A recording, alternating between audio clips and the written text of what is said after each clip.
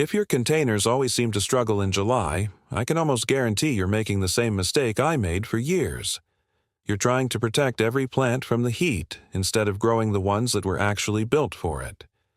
Every summer, I watched people drag pots into the shade, water 3 or 4 times a day, and still wonder why their vegetables stopped growing, dropped their flowers, or simply gave up. The strange thing is that July is not the enemy at all. The real problem is that most of us fill our containers with crops that never wanted this kind of weather in the first place. Nature doesn't work that way. Some vegetables fight against extreme heat every single day, while others seem to come alive because of it.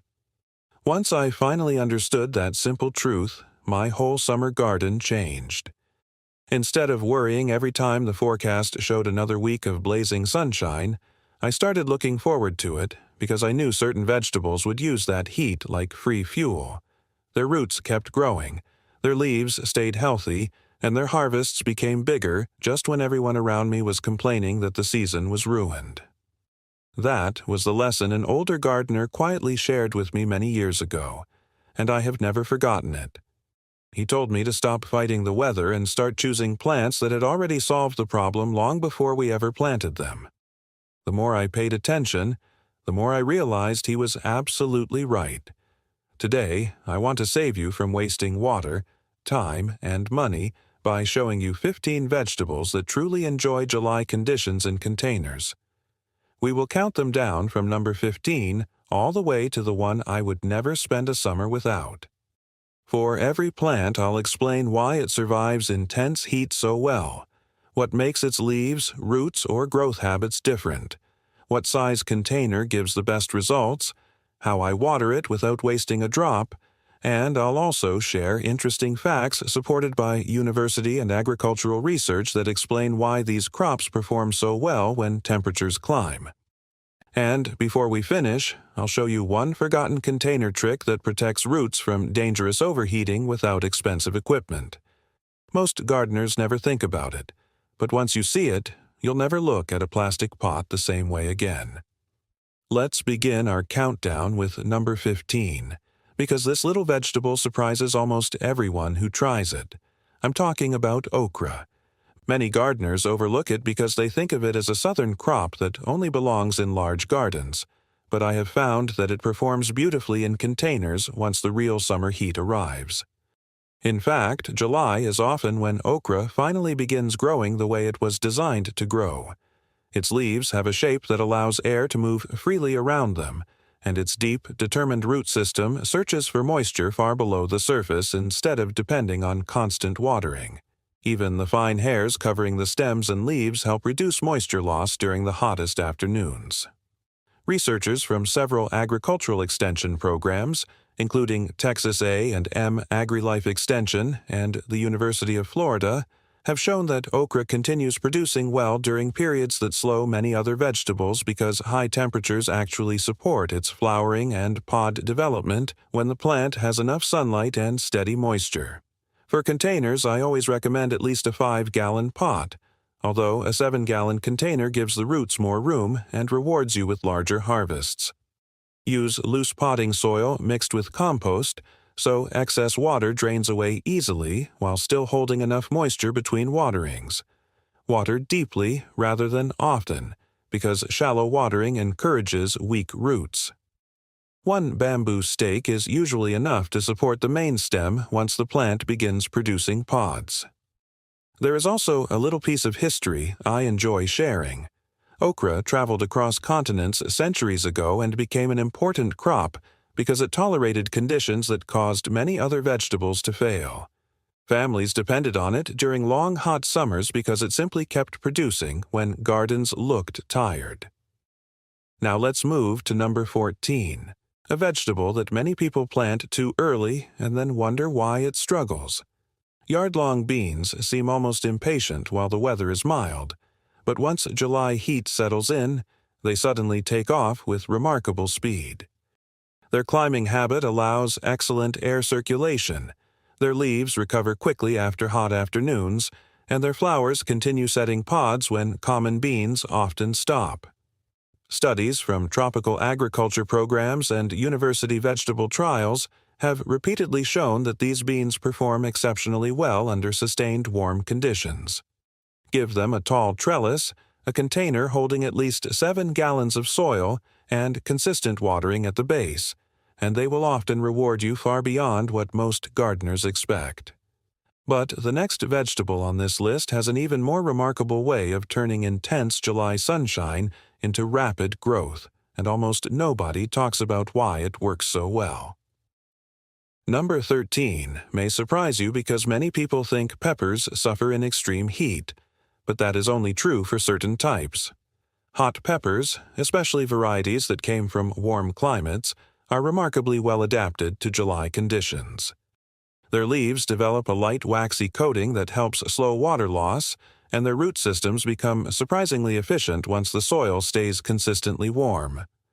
Research from university vegetable programs, including studies from New Mexico State University and other agricultural extension services, has shown that many hot pepper varieties continue growing and producing during temperatures that stop cool season vegetables completely. The secret is not to keep the soil constantly wet, but evenly moist. A 5-gallon container is enough for compact varieties, while larger plants appreciate 7 gallons or more. I always use a loose potting mix with added compost because peppers hate sitting in heavy, soggy soil. They also benefit from a simple tomato cage or one sturdy stake before they become loaded with fruit. Something many people do not know is that peppers were growing in the Americas thousands of years before they reached Europe, where they quickly became valuable because they handled hot summers better than many traditional crops. Now, let's move to number 12, the beautiful purple eggplant. This is one of those vegetables that almost seems to smile when July arrives. Thick, leathery leaves help reduce moisture loss, strong stems support heavy fruit even during hot weather, and deep roots keep searching for water long after shallow-rooted vegetables begin to wilt. Scientists at agricultural universities, including Cornell, have documented that eggplants reach their strongest growth when daytime temperatures remain consistently warm. They simply use the heat more efficiently than many common garden vegetables. For containers, I never recommend anything smaller than 7 gallons because these plants need room to build healthy roots. Rich, well-drained soil mixed with compost works best, and regular deep watering produces smoother fruit than frequent light watering. A sturdy cage keeps branches from snapping once the harvest begins. There is another interesting fact that I always enjoy remembering. Eggplants belong to the same family as tomatoes and peppers, yet they were first cultivated in Asia many centuries ago where growers selected plants that tolerated intense summer conditions remarkably well. Next comes number 11, Malabar spinach. Despite its name, it is not true spinach at all, and that is exactly why it belongs on this list. While ordinary spinach quickly bolts and disappears in July, Malabar spinach seems to become stronger every hot week.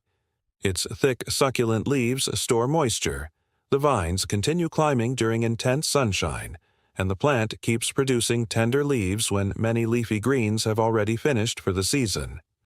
Give it a container of at least 5 gallons, a climbing support, fertile soil, and steady watering, and it will reward you with fresh greens throughout the hottest weeks of summer. But the next vegetables in our countdown become even more impressive because they have developed completely different ways of turning blazing sunshine into abundant harvests. Now we reach number 10, and this is one of the easiest vegetables to grow if you stop at treating it like an ordinary cucumber. Armenian cucumber is actually much closer to a melon than a true cucumber, and that explains why it handles July heat so much better. While many standard cucumbers become bitter or slow down during very hot weather, Armenian cucumbers continue stretching toward the sun with impressive energy. Their vigorous vines shade their own roots, their large leaves reduce soil evaporation, and their rapid growth allows them to replace moisture lost during the hottest afternoons. Trials from university extension programs in warm regions have repeatedly shown that this crop keeps producing well during prolonged summer heat when provided with consistent irrigation. I always grow mine in a container holding at least 10 gallons of soil because these vines appreciate extra root space. Rich potting mix blended with compost works beautifully, and a strong vertical trellis keeps the fruit straight while improving air circulation. One interesting historical fact is that this vegetable has been grown across the Middle East for centuries, where scorching summers are simply part of everyday life. Now, let's move to number 9, sweet potatoes. Most people think only about the underground harvest, but the plant itself is almost perfectly designed for blazing weather. Its long, trailing vines quickly cover the soil like a living blanket, keeping the container cooler while reducing evaporation. The storage roots also act like natural reservoirs, helping the plant survive periods of dry weather better than many vegetables. Agricultural research from North Carolina State University and other extension services has consistently shown that sweet potatoes reach their strongest growth during warm summer conditions. Use a container of at least 15 gallons because these roots need room to expand. Loose, sandy potting soil drains well while allowing the tubers to grow evenly, and watering should remain steady without making the soil constantly wet. Long ago, sweet potatoes became one of the world's most dependable food crops because they continued producing where harsher conditions defeated many other plants. At number 8, we have cowpeas, often called black-eyed peas. If there is one vegetable that seems completely unbothered by dry air and intense sunshine, this is it.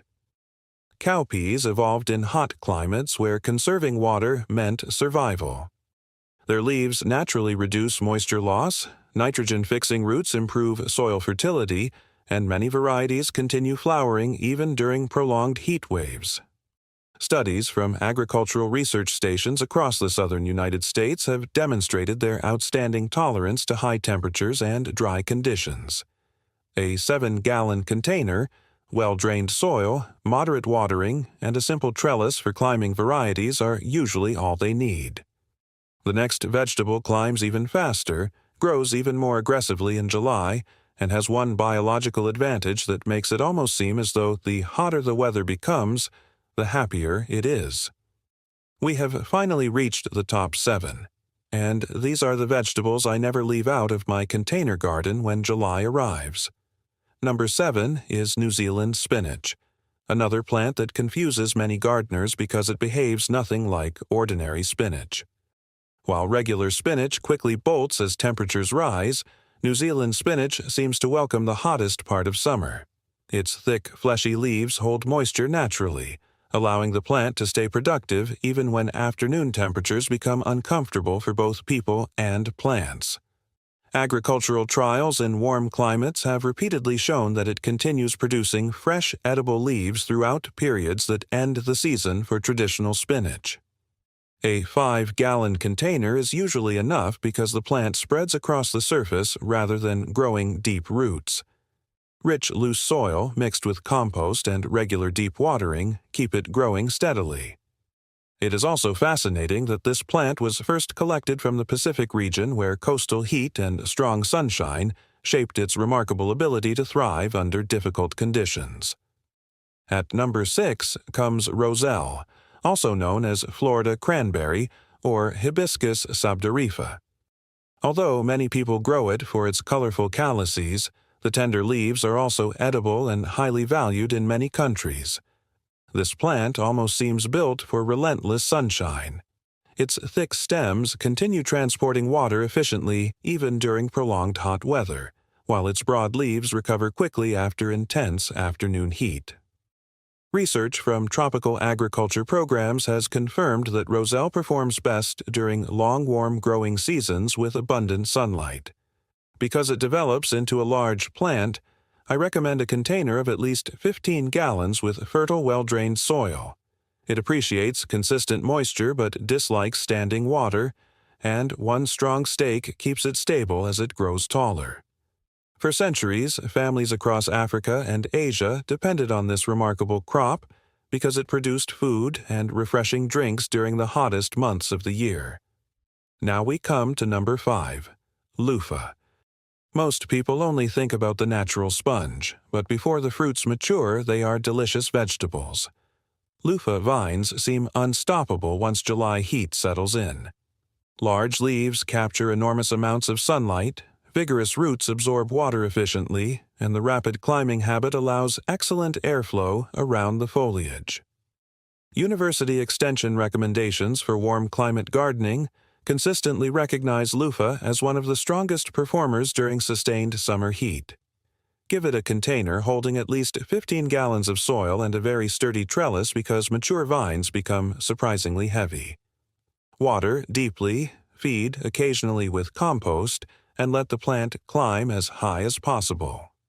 But the 4 vegetables still ahead have even more impressive biological adaptations, and one of them may completely change the way you think about growing food in the hottest weeks of summer. Now we arrive at the final 4, and this is where July truly becomes an advantage instead of a problem. Number 4 is cherry tomato. I know what you may be thinking because many gardeners complain that tomatoes stop setting fruit during extreme heat. Large slicing tomatoes often do, but many cherry varieties continue producing because their flowers pollinate more successfully when temperatures remain high. They also mature much faster, which means the plant spends less energy supporting each fruit. Research from several university extension programs, including trials in hot southern climates, has shown that small-fruited tomatoes generally perform better during prolonged summer heat than large varieties. I always grow them in containers holding at least 10 gallons of soil with strong cages from the very beginning. Rich, well-drained potting mix, deep watering at the base, and a layer of mulch on top help keep production steady. One interesting fact is that the earliest tomatoes were much smaller than the giant fruits we see today, which may explain why these little varieties remain so resilient. At number 3 comes tomatillo. This plant is often overlooked, yet it seems almost made for blazing sunshine. Its vigorous root system, rapid growth, and protective husks allow it to keep producing even when many other vegetables begin slowing down. Agricultural studies from regions where tomatillos are traditional crops have shown excellent performance under warm summer conditions. I recommend at least a 7-gallon container for each plant and always grow 2 together because they pollinate each other much better than a single plant. Fertile soil, steady moisture, and one simple stake are usually enough. The husks surrounding every fruit have protected them for centuries, while the plant adapted to hot, dry environments across Central America. Now we reach number 2, the remarkable southern pea. Few vegetables combine productivity and heat tolerance so successfully.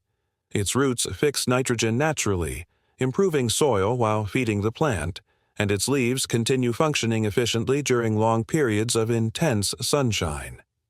Agricultural extension research throughout the southern United States consistently recommends southern peas for midsummer planting because they thrive when temperatures discourage many other crops. A 7-gallon container filled with loose compost-enriched soil produces excellent results, while climbing varieties appreciate a lightweight trellis. Water deeply but avoid keeping the soil constantly wet because these plants handle brief dry periods surprisingly well. By this point, you have probably noticed a pattern. None of these vegetables survive July by accident. Every one of them carries adaptations developed over generations that allow them to transform heat into rapid growth instead of stress. And before we finish, I want to show you the one hidden mistake that destroys even these tough plants if you grow them in the wrong kind of container. And now we come to number 1. And this is the vegetable I recommend more than any other when someone tells me they want reliable harvests from containers in the hottest part of summer. My choice is Armenian cucumber because year after year it has shown me that success in July is not about surviving the heat, but using it. Once those vines begin climbing, they seem to turn every long sunny day into fast, healthy growth. Their large leaves create natural shade for the roots. The vigorous vines recover quickly after hot afternoons, and the fruit stays tender far longer than many common cucumbers. But before you rush outside to plant one, I want to leave you with the biggest lesson I have learned after many summers. The vegetable is only half the story. The other half is protecting the roots. Most container plants do not die because the air is too hot. They die because the roots are trapped inside thin, black plastic pots that become almost too hot to touch. When that happens, the soil temperature rises far beyond what healthy roots can tolerate. Water disappears much faster, and growth slows even if you keep watering every day. An old gardener showed me a simple trick that costs almost nothing. Place your growing container inside a second, slightly larger pot, and leave a small gap of air between them. That layer of air works like insulation, reducing how much heat reaches the root system during the hottest hours of the afternoon. I have measured the difference myself, and the soil inside the inner pot stays noticeably cooler. The roots remain healthier. The soil holds moisture longer, and the plants recover much faster after extremely hot days. It is such a simple method that most people overlook it, yet it often makes a bigger difference than buying expensive fertilizers or fancy watering systems. When you combine that forgotten trick with vegetables that were naturally shaped by evolution to love heat instead of fearing it, everything becomes easier. You spend less time worrying, less money replacing failed plants, and more time harvesting fresh food from your own containers. That is the real secret I wanted to share with you today. Stop fighting July. Let nature do the hard work by choosing vegetables that have been prepared for this weather for thousands of years. Once you make that small change, the hottest month of the year can easily become the most productive one in your entire container garden. And if this simple approach changes the way you look at summer gardening, stay with me because there are many more forgotten methods that deserve a second chance.